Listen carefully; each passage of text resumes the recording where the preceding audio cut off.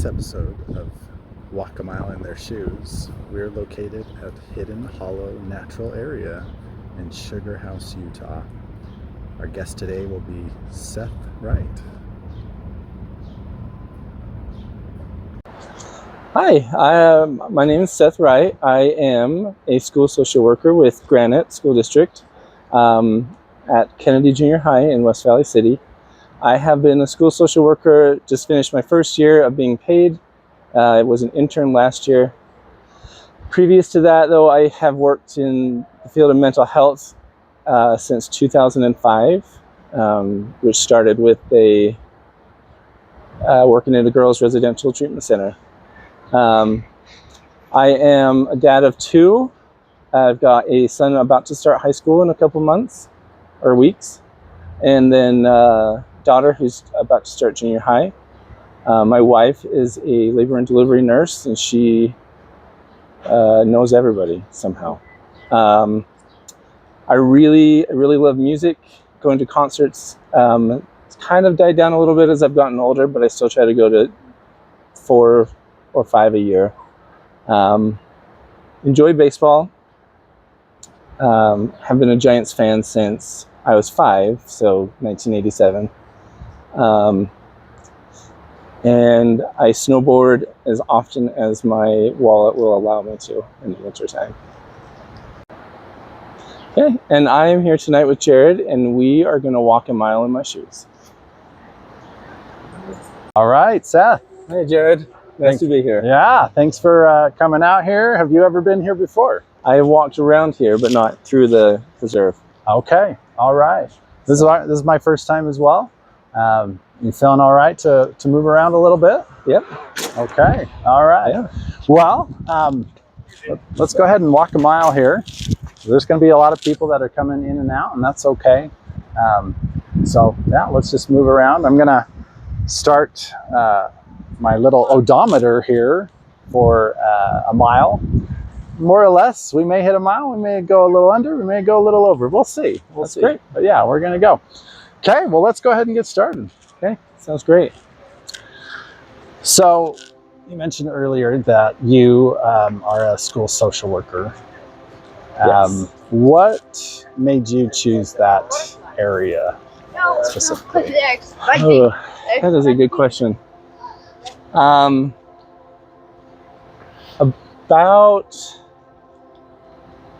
About 10 years ago, my ex-wife and I split up, and my son was he was in kindergarten at the time, and he met up with the school social worker there because he was having a hard time. And up to that point, I had no idea that such a profession really existed. And it was really cool to find someone at his school who could meet with him when he was having a really hard time, and was accessible. And I had always worked in mental health, well, the last 20 years. And so I was aware of like his needs, and there's things that I could provide or his mom could provide. But the school social worker was able to meet him at a different level, and it really made a huge difference in his life. And I was pretty inspired to be able to move towards that at some point when I felt comfortable or able to do so. Yeah. Wow, that's really cool. So it's mainly your son that helped inspire you to go down that line of work. Yeah. Like. Yeah. I always like working with teenagers more than adults. Most of my careers in mental health have been with teenagers. I've done several years with adults in rehab or in acute crisis, but teenagers and kids just seem the more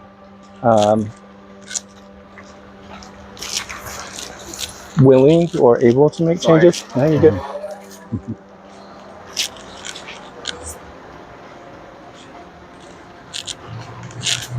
Yeah. Okay. Yeah, that makes sense too. I've noticed that too. It's when people ask about becoming a school psychologist for me, or just working in mental health in general. That's one of the first things I will tell them is that we can make really big difference when we're working with kids and adolescents, and so that really resonates with me too. You mentioned that you worked kind of more in a clinical setting.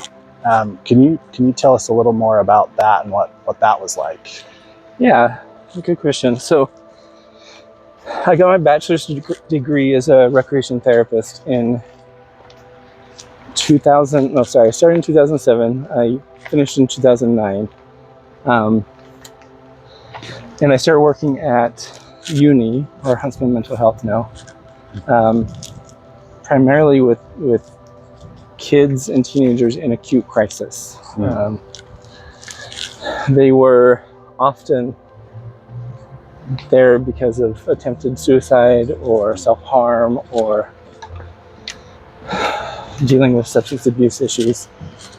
And so the clinical setting was interesting because it was short-term acute care. And so we met as a team every day. We rounded on patients every day. And there was a psychologist there who would help kind of oversee treatment. And there's a psychiatrist there who would do medication management, social worker. And then there was like me as a recreation therapist doing a lot of group work. Okay, thank you. Thank you. And the group work was something that I learned to really love because I got to meet with all 16 teenagers at once. Wow. It's a big group. Yeah. And it was scary, I think, at first, but after a little bit, it became more normal and calm and fun. Just creating therapeutic interventions to help teach skills like resilience or self-determination or mindfulness or distress tolerance. Was challenging but fun to be able to work with somebody who understands the language and somebody who's entering it for the first time and hearing these words and with no idea what they mean. Yeah, that's fantastic. 16 teenagers at once in a counseling session. That's intense for sure. Now you use that word resilient or resilience. That comes up a lot in mental health. How would you define or explain that to somebody? What does that look like in a mental health context?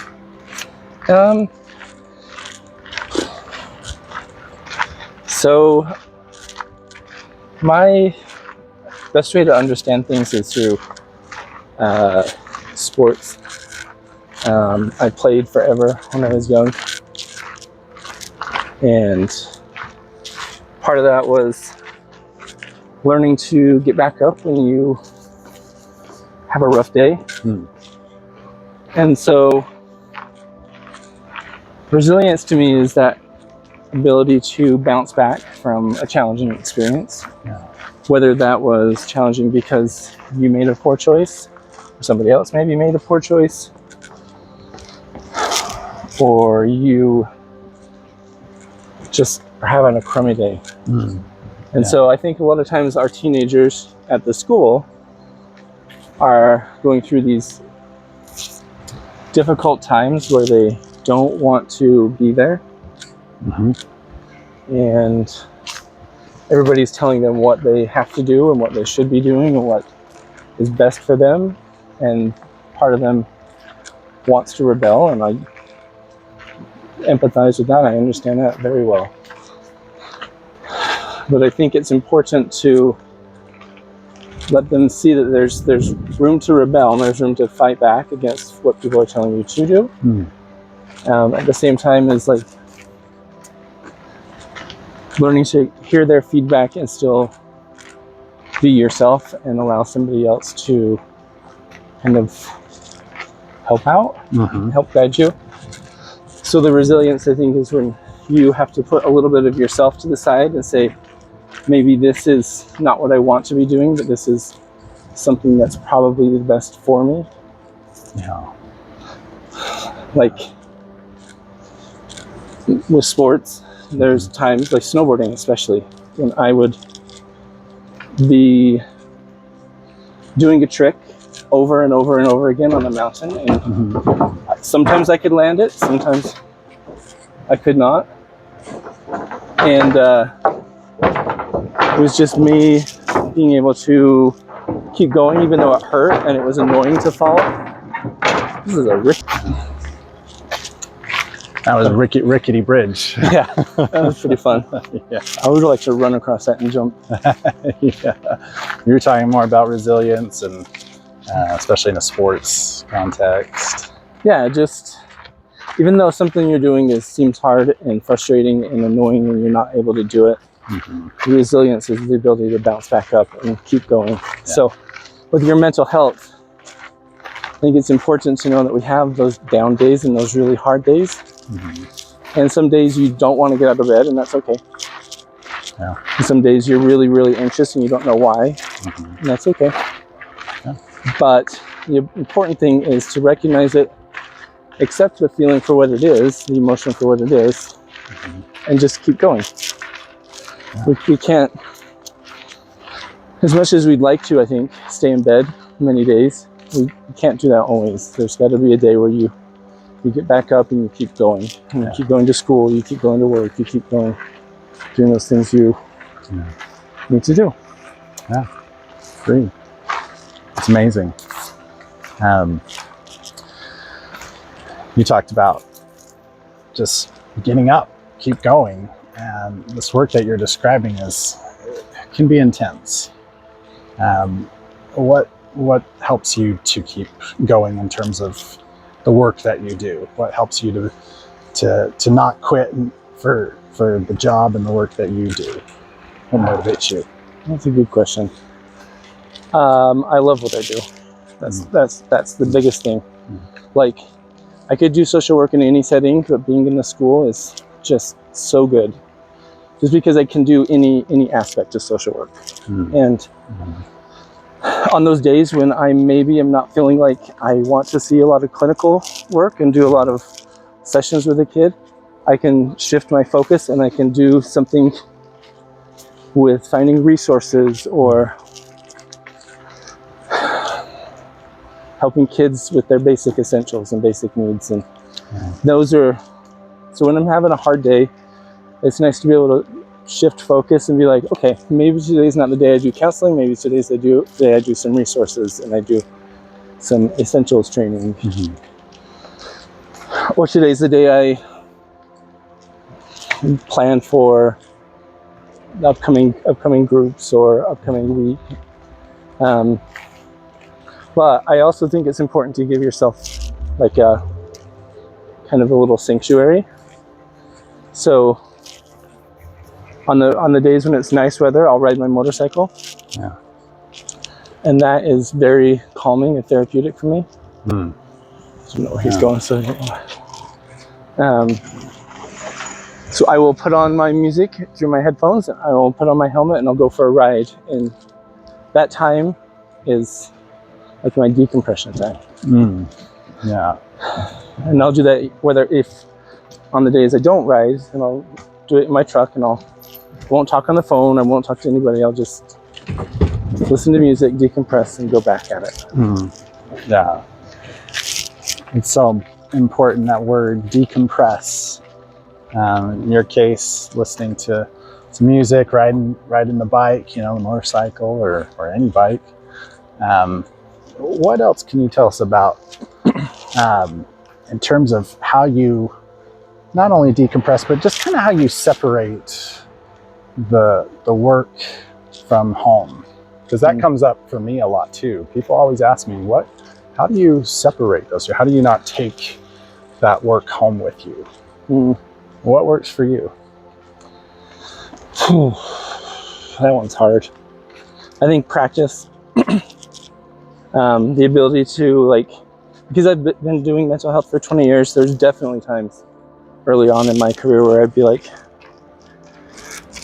just wanted to, I don't know, curl up and cry, I guess, maybe. Because some of these kids were leading these lives that were just so sad and so heartbreaking. But taking the chance to like separate me from my job and create, I have my personality at my work and I have my home personality. Yeah. And it's not that it's a separate person, but I try not to let the two things cross too much. I like the people I work with, but I don't always see them outside of work, I guess. Yeah. And also, like, if I have, there's sometimes, well, I guess another huge part of me is I really like telling stories. And so if I can make something that happens at work into a story, then it becomes something, I'm able to share it with the people I care about, but it's not something that's inside of me that's hurting or that's sad or needs to escape. It's just, this is a story, and the story has a beginning and a middle and an end, and we keep going. Yeah, I like that. Sounds like you do a good job keeping clear boundaries, which is really important in the type of work that we do. Being able to separate those lines. You mentioned times where you just want to just cry. Yeah. Even people like us, mental health professionals, we have moments where we just want to cry, right? Because we're human. We're human beings just like everyone else. Would you be willing to share maybe a time when you felt like your mental health really was struggling, and how you got through that tough period or stretch? Yeah. Do you want a story that's more recent or a story that's from ancient history? I'd be happy either way, because I think whether it's old, sometimes that gives us perspective. Whether it's, or if it's recent, maybe that kind of helps with what we're doing now. Either one would be good to hear, I think.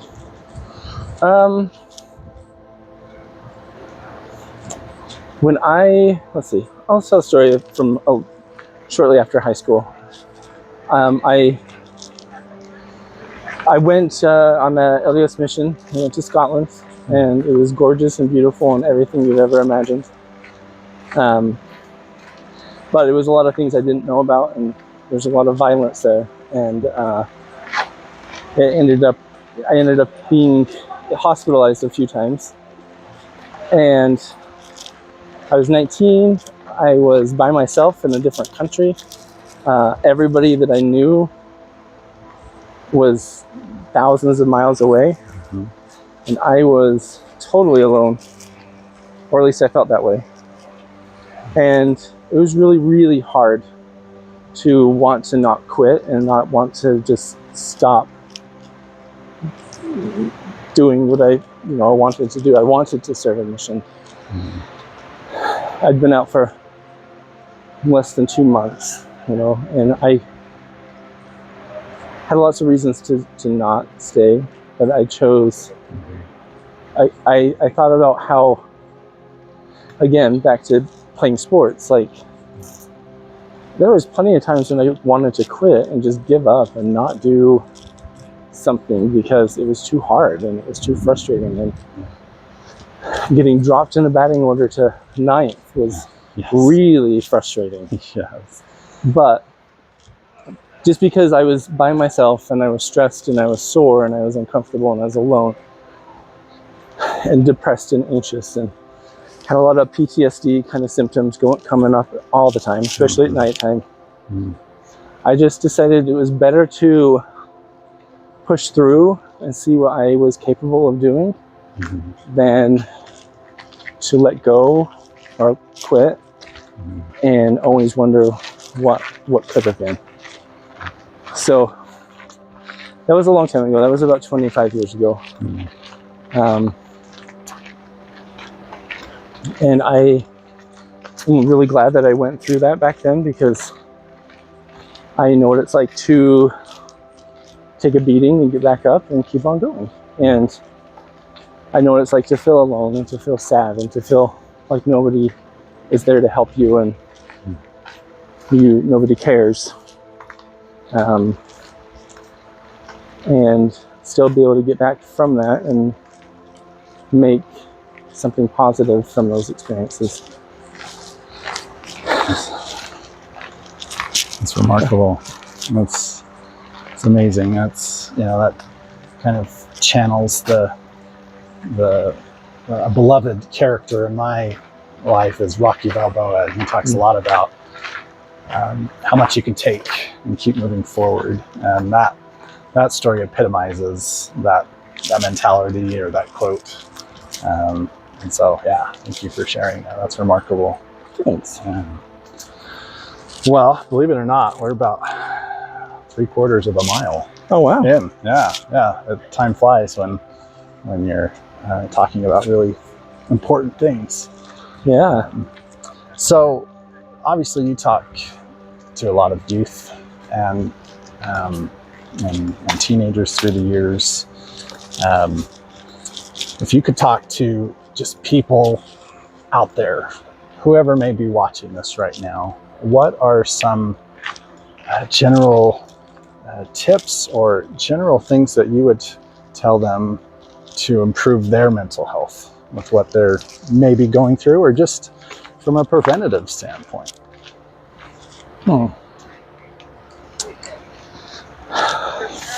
Probably.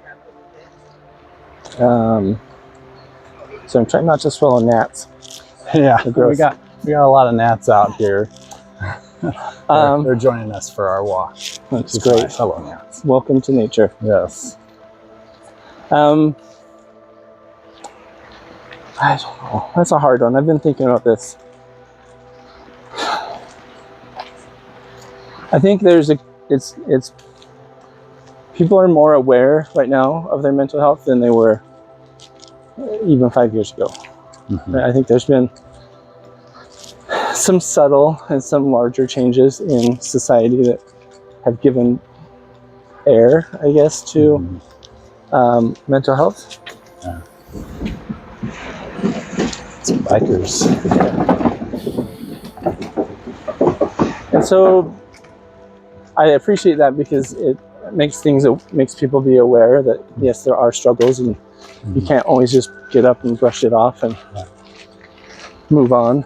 But I think that's just part of what needs to be done. I think it's good to recognize it, it's good to acknowledge it, but we also need to be willing to embrace that this is just part of human nature.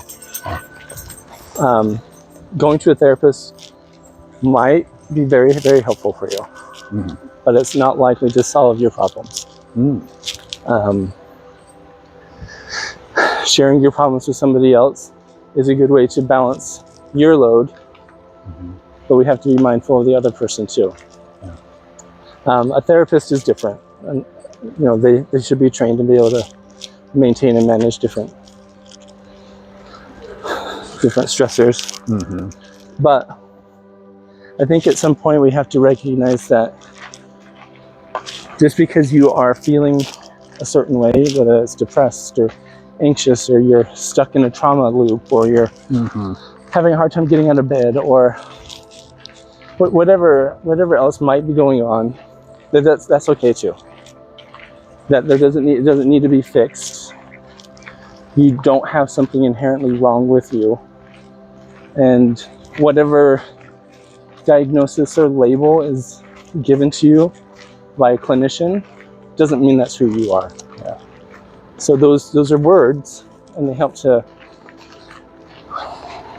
us as professionals to know how to help you, but it doesn't mean that's who you are.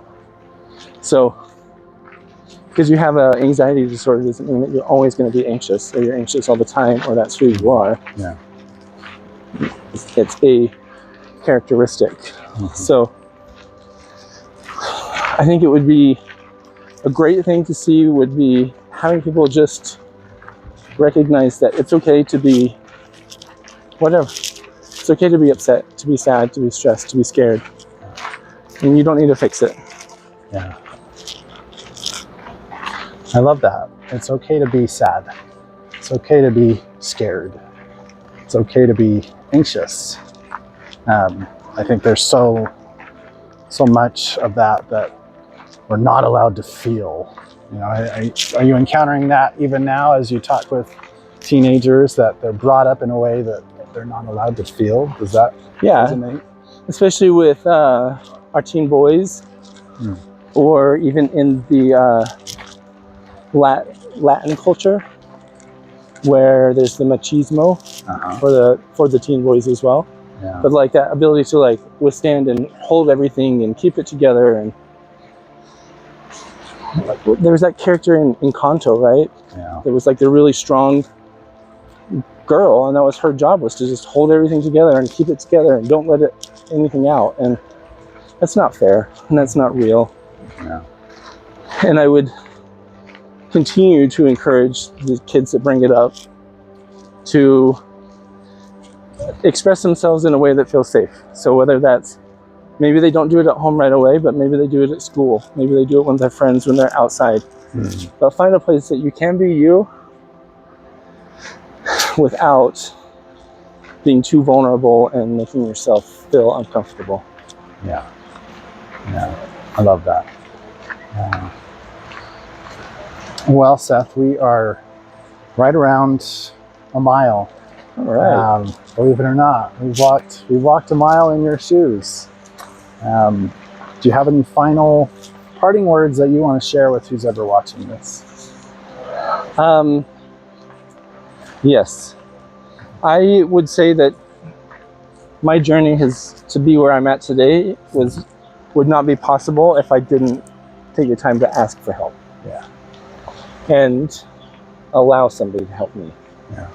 So there's two parts, right? You got to ask for help, but then you got to be willing to accept help. And I definitely wouldn't be in this career if I didn't have like the support of my wife, my kids, and my parents. Like it's cliche to be like, give a big thank you, I think, but it's true. Like, there's no way I'd be where I'm at mentally or physically or emotionally without asking for help and accepting that help. Yeah. So I think it's an important thing to be able to do, to just A, be okay with not being okay, and B, be willing to be vulnerable and accept help even if you don't want to.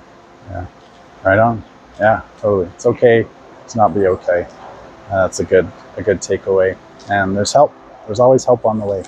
Yeah. So thank you, Seth. Thanks, Jared. Appreciate you letting us walk with you today. No problem. Thanks. Thanks.